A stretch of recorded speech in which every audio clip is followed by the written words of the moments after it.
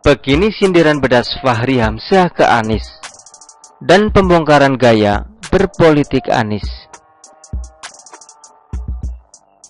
Wakil Ketua Umum Partai Gelora, Fahri Hamzah, berbicara tentang Anies.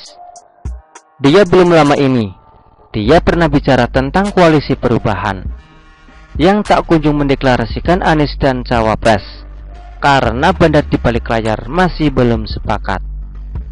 Kali ini dia menyebut Anies tidak akan berani berbicara ekstrim di hadapan publik.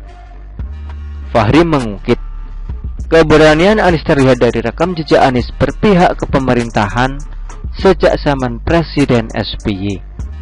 Orang seperti Anies gak berani ngomong ekstrim, gak berani mengungkapkan idenya yang ekstrim atau yang radikal, atau dia mau ngapain itu gak berani, kata Fahri Hamzah. Dia bilang, Anies takut elektabilitasnya turun dan citranya terlihat buruk jelang Pilpres tahun 2024. Karena kalau kita mengumpulkan massa kecewa dan massa marah di belakang kita, dan seolah-olah kita adalah pahlawan baru, kita memberikan ruang bagi irasionalitas dalam pemilu, dan itu selalu jelek hasilnya, kata Fahri. Selain itu, cara berpolitik Anies terkesan cari aman sejak era SBY. Zaman Pak SBY dia ikut konvensi, zaman Pak Jokowi dia ikut Pak Jokowi, zaman Pak Prabowo dia ikut Pak Prabowo, zaman Surya Paloh dia ikut Surya Paloh. Jika dijelaskan secara rinci, Anies mulai terjun ke dunia politik sejak jadi peserta konvensi Capres Partai Demokrat tahun 2013. Anies gagal di konvensi tersebut. Anies lalu mencari jalan lain, yaitu memberikan dukungannya kepada Jokowi dan JK di Pilpres tahun 2014. Anies saat itu menjadi juru bicara koalisi tersebut. Saat itu, banyak orang yang menganggap Anies cerdas dan berwawasan. Banyak yang memuji Anies saat itu.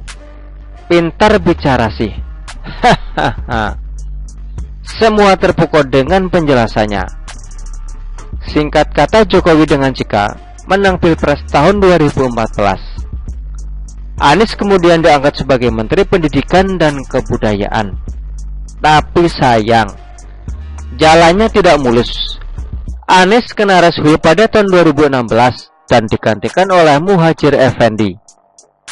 Inilah cikal bakal Anies seolah begitu berseberangan dengan Jokowi. Anies selalu maju sebagai calon gubernur DKI Jakarta di tahun 2017 lewat Partai Gerindra berpasangan dengan Sandiaga Uno.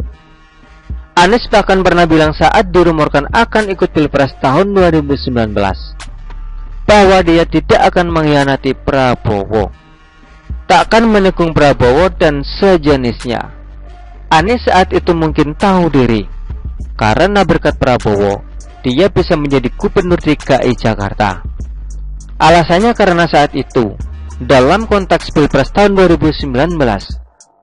Tapi pada Pilpres tahun 2024, konteks itu tak berlaku lagi, meski Prabowo masih akan nyapres. Makanya, setelah Anies menyelesaikan jabatannya sebagai gubernur, dia kemudian mendeklarasikan diri maju sebagai calon presiden di pemilu tahun 2024 lewat Nasdem. Ada benarnya yang dikatakan Fahri Hamzah, Anies takkan berani berwacana ekstrim lagi.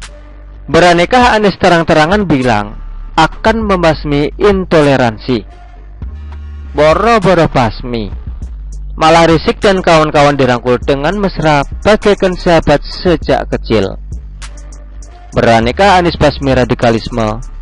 Kembali lagi di awal tadi, intoleransi saja tidak berani tegas. Beberapa waktu lalu juga ada video yang beredar di mana Anies terlihat sedang berpidato di atas mimbar dan menyinggung tentang kelompok intoleran.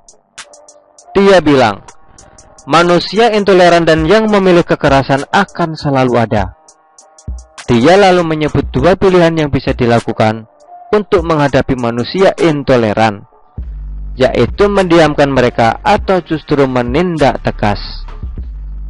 Dan jika saya presiden, saya akan menindak manusia intoleran dengan amat tegas, amat keras, katanya.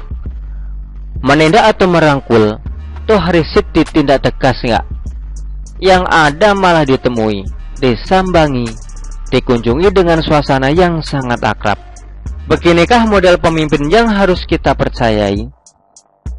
Jadi, Anies ini bagikan politisi kutu loncat yang akan menuju ke arah manapun, asalkan ada keuntungan politik untuk dirinya.